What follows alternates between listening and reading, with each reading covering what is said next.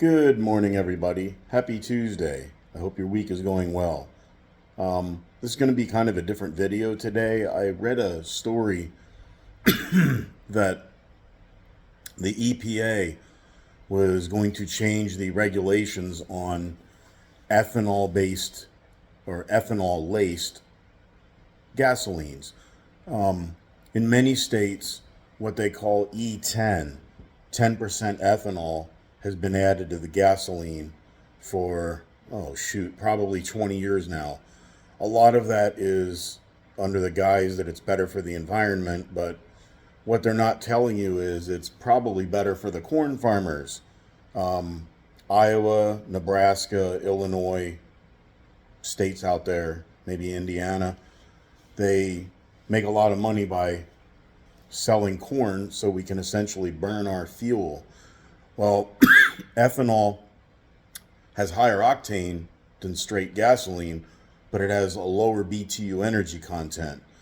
And the 10% ethanol is fine in most cars that have been built in the last 20 years. In my home state of Virginia, before we moved to Germany, some stations were selling the E15, which is 15% ethanol. And in new cars, it should be okay, but it also apparently something about it, it's hygroscopic. It attracts water, and they were worried about increased smog in the summer months. But nevertheless, most gas stations sell E10. Over here in Germany, we see gasoline, every station I've seen so far, we usually go to Esso because we get a discount, but Esso offers E5, 5% ethanol, or E10. In Germany, they sell what's called Super 95, which is their lowest grade of unleaded. They also have Super Premium 98.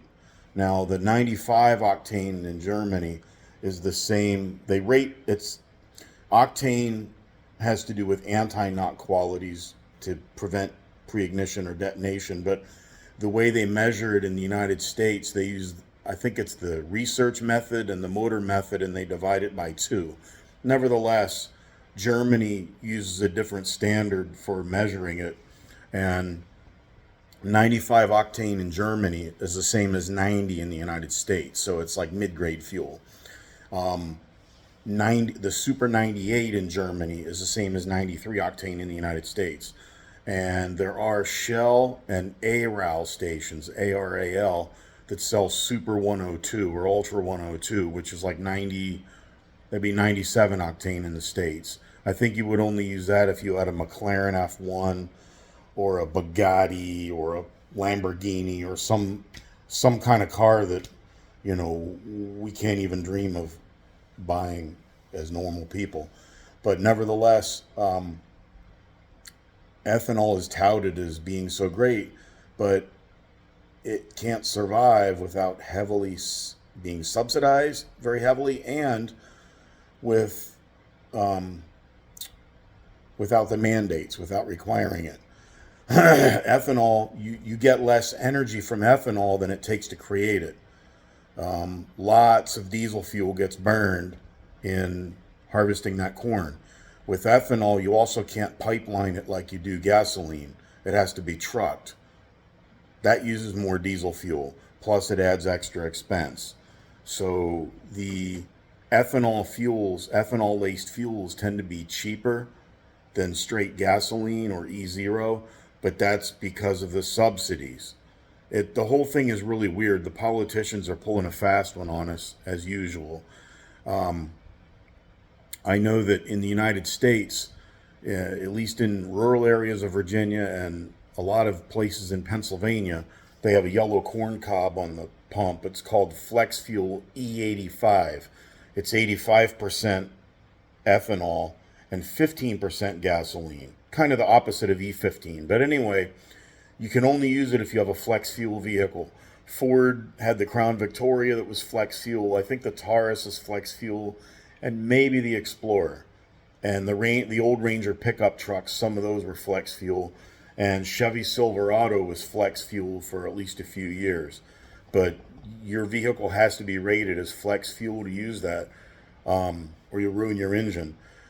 At one time, when regular gasoline was almost $3 a gallon, the flex fuel was like $2.25.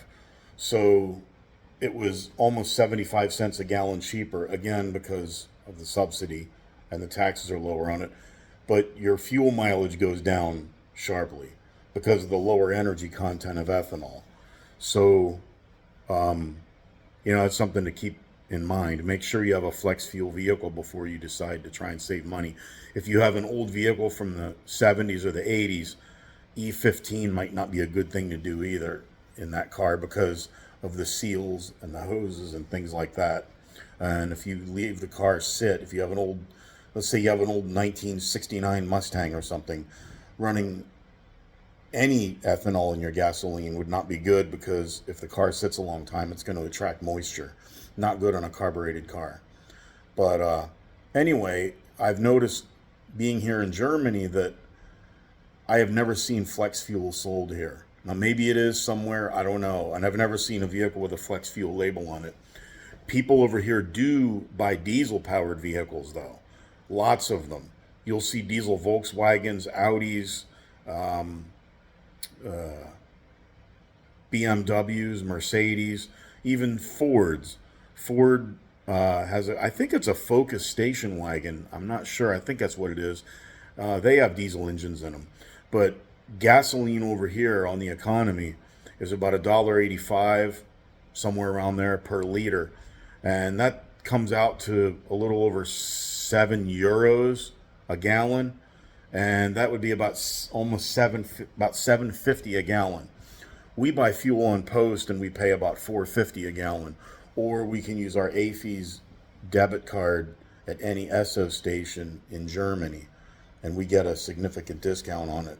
But fuel is more expensive over here, and diesel fuel a lot of times in Germany is less expensive than gasoline. I guess they tax it at a lower rate. The United States is one of the only places I know of where diesel actually always costs more than gasoline. It hasn't always been that way, but probably in the last 20 years it's been that way because they tax it more heavily. And a lot of the diesel vehicles that you can buy in Germany, such as BMW, Audi, Mercedes, and whatnot, I don't believe they offer them for sale in the United States anymore. I think the emissions regulations are different. I know that situation with Volkswagen a couple years ago kind of ruined it. And the lousy General Motors cars that were available with diesel engines were actually reverse engineered 350 gas engines. They were sold in the late 70s and early 80s with diesel engines, and they had a lot of problems with them. It wasn't a true diesel engine like you would find in a Mercedes, where it was built as a diesel from the ground up. But I digress.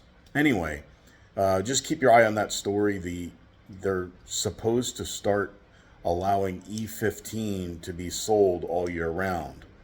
Now, you know that the next step after that is making it available all year round.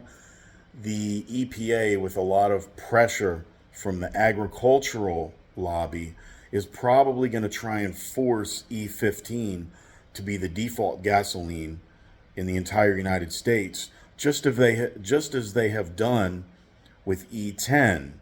E10 kind of came on years ago, and now it's hard to find, in Virginia anyway, it's hard to find a station that doesn't sell E10 gasoline.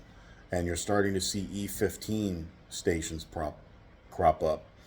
So just something to keep your eye on.